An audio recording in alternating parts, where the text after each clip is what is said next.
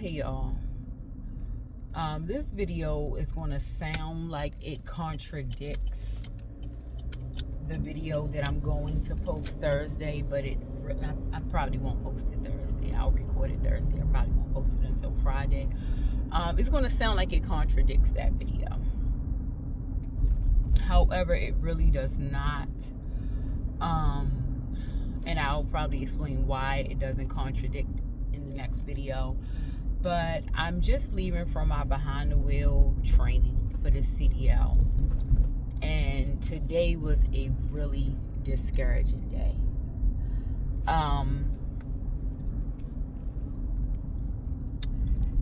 It's not the driving.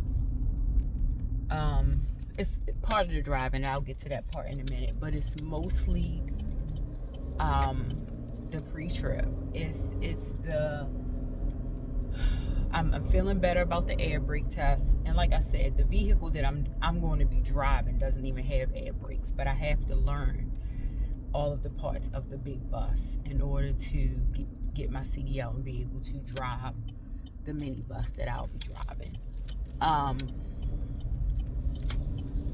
It's the learning all of those parts underneath the hood of that bus, and it's like a foreign language to me. I don't know. And he made a really good suggestion to me today. He told me to take pictures of it with my phone, because then I can compare it, because the way the pictures are in the book, they're like really close up.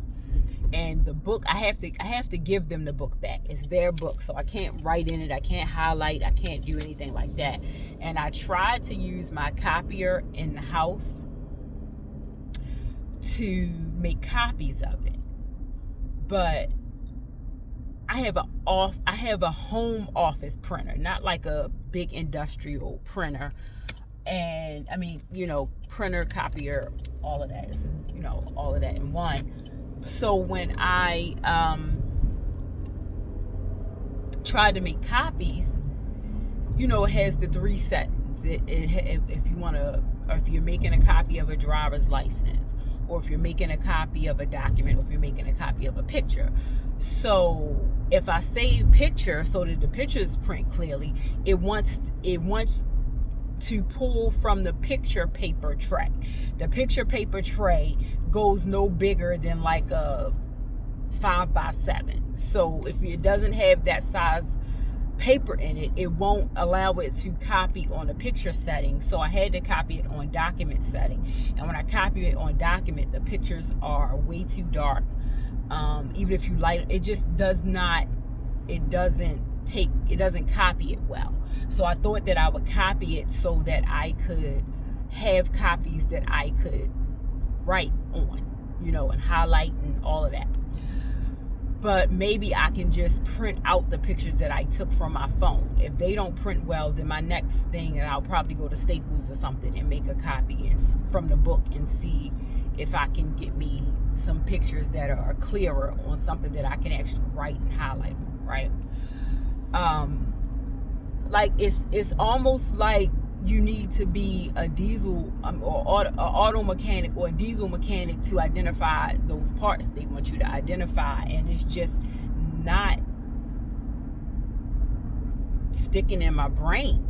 Like I know the dipsticks, the different ones. I know the coolant reservoir, like the stuff that holds all of the different fluids. I know that. But when it comes to like all of that other stuff, it's like learning Chinese. I'm not even going to say French or Spanish, because I know a little bit of that. It's like learning Chinese for me. The second part, so I was like, really, I'm not going to get, I was sitting there like, I'm not one to back down really from a challenge or a test. I normally don't have test anxiety, but certain tests I do, and then when it came to like the driving part, when he says my driving isn't bad, but I know that, so we're in the bus, he's asking me different questions while I'm driving, like what does this road sign mean, and how many feet behind you how far behind you should you be able to see behind the bus, see behind you in your mirror, different random questions to know, test my knowledge, right? He's a very soft-spoken man. The bus is super loud, so I'm trying to make sure I'm hearing him, being aware of everything. And like I said, that bus is a lot of vehicle for me. So, and I know I'm being tested on my driving. I'm being tested on, because the school bus, we have to stop slightly behind the stops, like different things. I'm making sure I'm doing all of that correctly and still trying to hear him. And I gotta, you have to scan your mirrors every 5 to 8 seconds. And, you're being critiqued on that, right? So my natural inclination is to drive. I'm driving a little too slow. I'm driving too slow. Not only just because I know I'm being, critiqued, but it's a lot of bus, and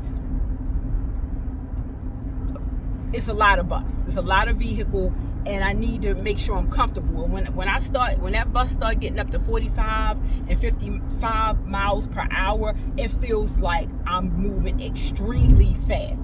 Like I'm going 55 in my car right now. But I drive my car every day. It's not as, it doesn't seem fast.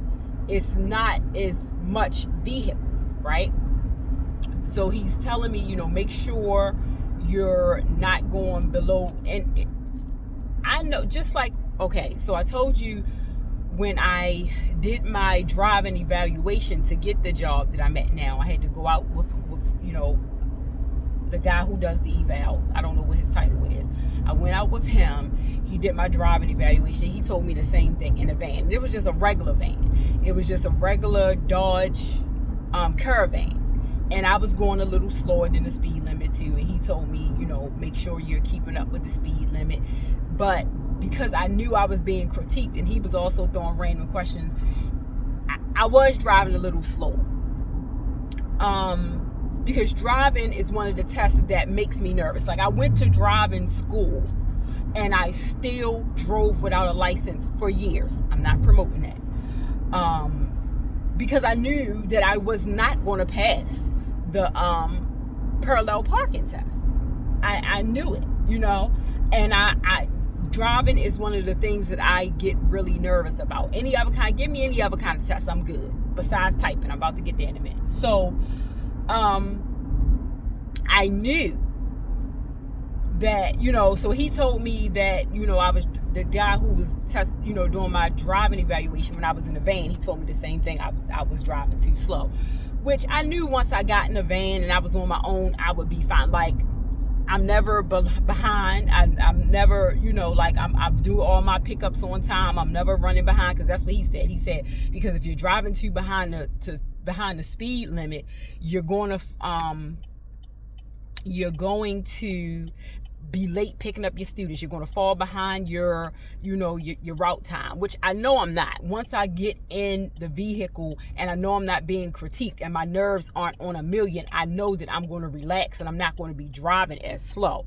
And like back to the driving evaluation, I was in a regular van, like a Dodge Caravan, which I drove a Dodge Grand Caravan for many years. And at the time when he did the driving evaluation, I was still working with the other company driving the big van, like the big cargo van. So and I was never driving that too slow or late for my pickups or anything like that. It's just that for me, when I know I'm being critiqued on driving, I'm all in my head. My nerves are like up, right? And the only way this is the best way I can explain it to you. I've been typing pretty much all my life, right? I think my stepmother taught me how to type when I was 9 on a typewriter. Before I ever had to take a typing class in school. My trade in high school was business administration. We had to do a typing class. We did a keyboarding class, okay? So a typewriter, that tells you how long ago that was, right? So My stepmother had already taught me how to type. I knew how to type, and I typed all the time. You know, my father had computers in the house when we were growing up. You know, I knew how to type. I knew how to type before we got to high school, because we had, in middle school and stuff like that, we had typing classes and computer class and stuff like that. So I knew how to type. However, we had to do a keyboarding class for the business administration, you know, course. That was one of our classes. We were going in his class, Mr. Aaron. I'll never forget it. I never forget his voice, how he looked, his outfit that he wore, all of that, right? We would go in there, and if he would say, turn to page 80 and type the entire passage, and then he would say, stop, that was a test. It would be darn near perfect, if not completely perfect, and majority of whatever he told us to type would be completed, because my speed would be good, my accuracy would be good, you know, all of that he was testing on, it would be good if I didn't know I was being tested, right? The moment if we went into class and he said, turn to page 80, even if we just typed page 80 yesterday, okay? If we were to go into class and he says, turn to page 80, we're going to do a typing test. All of a sudden, I would forget where the keys are. I would have all of these typos, only because I knew that it was a test and I was being critiqued. And I don't have test anxiety with any other kind of test. Typing and driving, I don't know why that is. And till this day, if I'm typing, let's just say I'm in the office, right? Or anywhere, I can be in my home, in my office, and someone is standing behind me. If you're standing over my shoulder as I'm typing, I screw up. I got all these typos, I'm doing the wrong, I don't know what that is. I don't know what that is. But till this day, and I learned how to type when I was 9. And majority of my jobs have included me typing. But still to this day, it doesn't even have to be in a professional setting. I don't have to be being tested, critiqued. If you're standing over my shoulder and I'm typing, my brain automatically forgets where the keys are. I have all of these, like even when I was working at the job, the hospital job, the one that that job. Sometimes a friend of mine, a good friend of mine, she worked there too. She was one of the trainers. They didn't let her train me, but she was one of the trainers. So sometimes she would just come in there and stand and watch me. I never told her this, but it would screw me up every time. Like, it's like if someone is standing over my shoulder, I can't when it comes to anything typing related. And that's how I feel about this driving. You know what I mean? But he said my driving wasn't bad. My driving is not bad. He continuously tells me that my driving is not bad. But I'm going to have to, when I'm taking my driving test, I'm going to have to find a way to get out of my nerves so I'm not driving too slow, because they'll take points off of that. I don't know if they'll auto fail you. That's not an auto fail, but they will take points off. But that's not the part that I'm most worried. I am a little worried about the driving critique part of it. But like he said, my driving is not bad. My turns aren't bad. I do good at what we're supposed to do at the railroad crossing. My simulated school pickup, that, all of that. It's that under the hood. It's that learning those parts. So I'm going to try with these pictures that I took. Hopefully that'll do something. I will keep y'all posted, because I don't know. I do not know. I was like more discouraged than I have been in such a long time doing that under the hood pre-trip today. And granted, I don't have a whole lot of study time, But majority of my stuff, because y'all know I work on the weekends, but now since it's been dark early, I have been, after dark I've been doing, but most of my studying has been geared towards doing